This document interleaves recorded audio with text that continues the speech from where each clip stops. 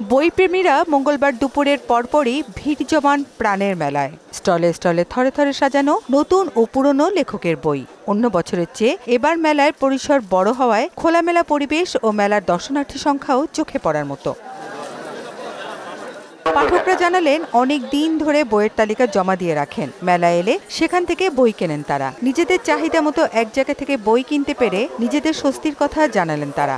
2টা বই কিনেছি। বই কিনতে অনেক ভালো লাগতেছে। ওরা ঘুরে খুব মজা পাচ্ছে, বই কিনেছে। ভালো ভালো বই পাইলে বা ভালো লেখকের বই পাইলে খুব ভালো লাগে। নূর হক আর তার বই কেনা হলো। এক জায়গা থেকে অনেক কিছু জানা এবং পাওয়ার সম্ভাবনা আছে।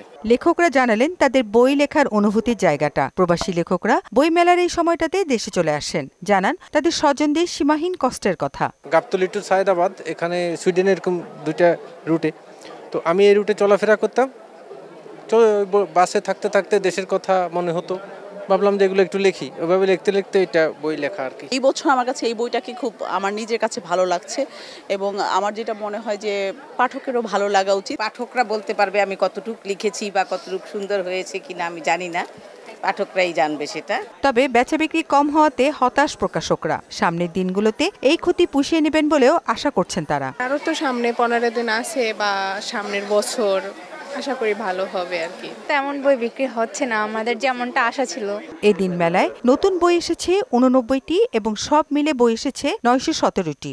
মেলা শুক্র, শনি ও সরকারি ছুটির দিন বাদে প্রতিদিন 3টা থেকে রাত 9টা পর্যন্ত চলবে। সুরাইয়া মুন্নি, মোহনা সংবাদ, ঢাকা।